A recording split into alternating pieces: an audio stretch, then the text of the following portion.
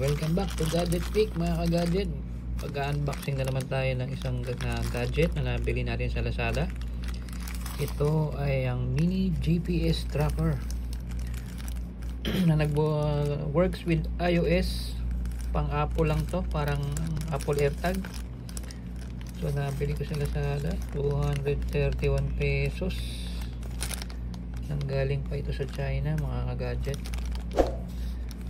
So, in-order ko ng February 28, March 24, dumating na. So, ilang araw lang, no? Hindi ko talaga nabubuksan to.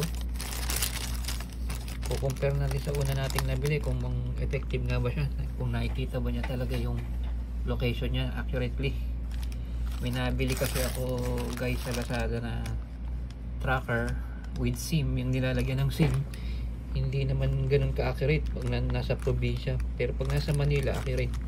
Titingnan natin to kung accurate siya. So unbox ko muna mga ka-gadget. Buksan na natin, makita na natin kung ano laman ito, at para ma-testing na rin natin ang GPS tracker.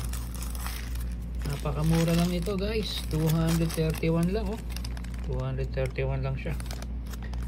Galing pa tong China, oh. See, Chinese yung language. So tingnan natin ang laman. Ito na siya, oh. So guys, ito lang, ang liit ng box.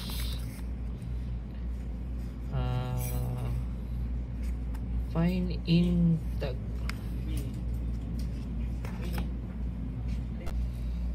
So ang liit lang niya guys, oh. Liit ng box niya. Fine in tag, may nakalagay dito. May description na item is Global Locator Smart Tag. Manufacturer Shenzhen Custom Technology Corporation. So galing China. Meron din ditong locates with Apple Find My. Sa likod, made in China. So hindi natin mabasa, no? So buksan na natin mga gadget para makita na natin kung gaano siya kalaki.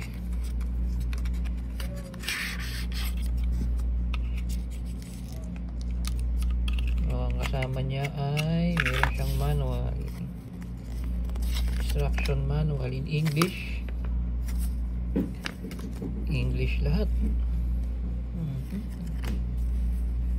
Sa manual niya may getting started at your find tag.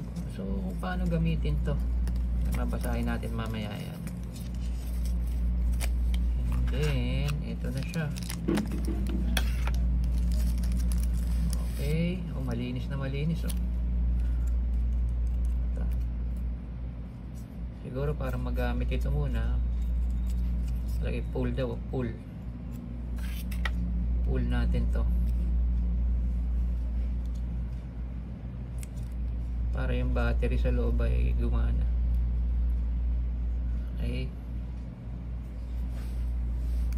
so yan lang ang kasama niya.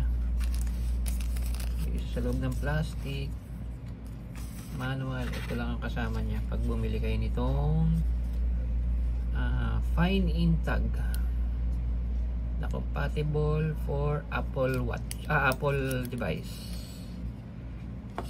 Okay,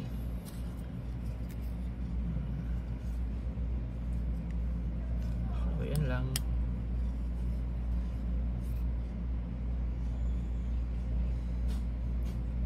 Siguro di baterya to sa loob, eh. May pindutan dito. Ito siguro pang tanggal. Ayan. Para patanggal to. So yun.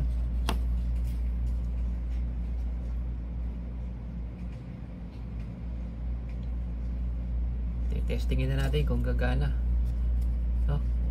Kung gagana siya. So guys, titingnan na natin, no? Alisin muna natin to, mga box nya, manual. Okay, tingnan natin itong manual kung paano gagawin. Susundan natin tong kanyang manual. Okay, yan na. Okay, sabi rito, okay, power on, off, power on, off, press the find in tag. Ito siguro yun, no?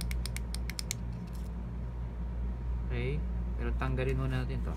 Okay, sabi niya pull natin.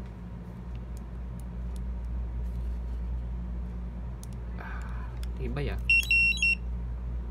tumulog yun, parang tumunog na siya mga ka-gadget, narinig nyo. Okay, tapos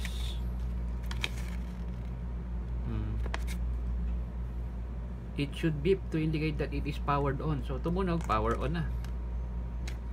Okay, dito tayo sa add your find in tag sa cellphone na iOS, iPhone. So ito yung find my, kailangan pala mag sign in muna, no? Sign in muna ako. Okay, sign in muna ako mga ka-gadget. So naka-sign in naman ako, pero kailangan pala yung iCloud ay naka-enabled. So enable ko muna yung iCloud dito mga ka-gadget. Babalikan ko kayo mamaya. So lagay ko muna yung email address ko dito, no?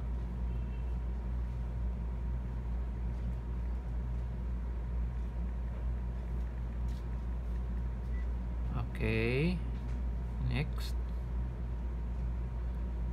Yung password, lalagay ko muna mga ka-gadget.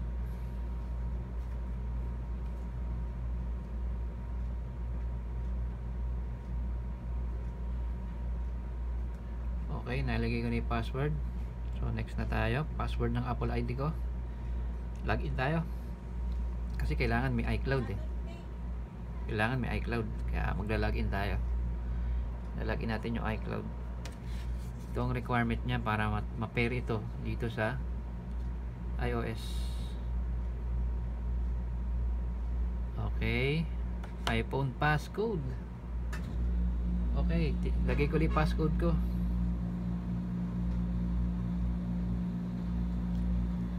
Okay, passcode.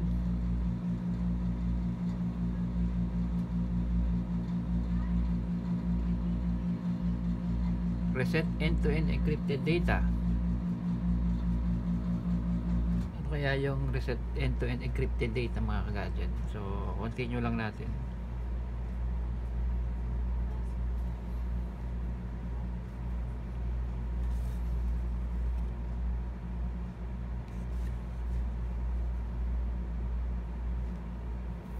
Habang hinihintay natin yan,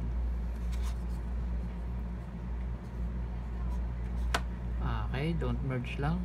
Hindi ko naman kailangan yan. Dito ko lang gagawin yan para lang dito sa find in tag.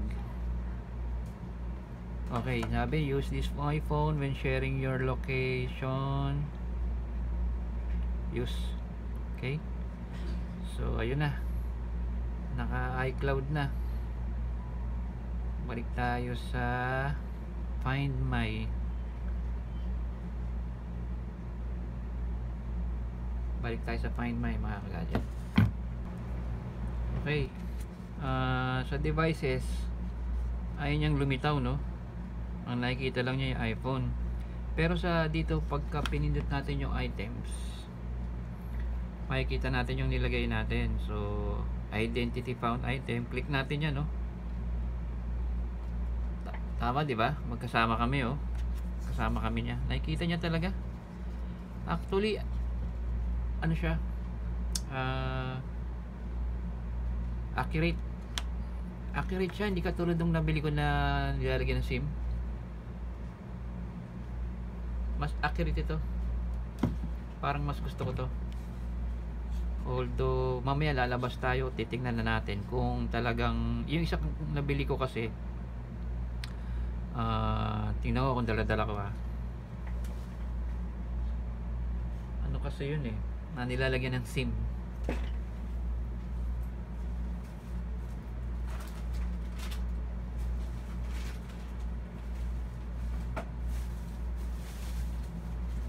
pala. Ito pala siya. Ilalagyan dito ng SIM. GPS din to na merong SIM sa loob and may app. So ito kasi accurate din to sa ayan may SIM sa loob. Ayan.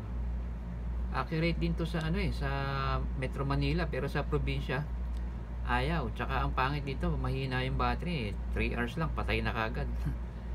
Kailangan lalagyan mo po siya ng power bank. So parang ganoon din ang function niya, madidetect din yung device na to kung nasaan gamit yung app. Ganoon din naman to, pero itong find in tag mas accurate siya. Kitang kita niya talaga kung nasan siya. Tsaka di battery operated yung isa, may battery din pero rechargeable. May battery to rechargeable. Ito battery operated, yung mga maliliit na battery. So mamaya lalabas ako, titingnan natin kung talagang accurate ba siya, no?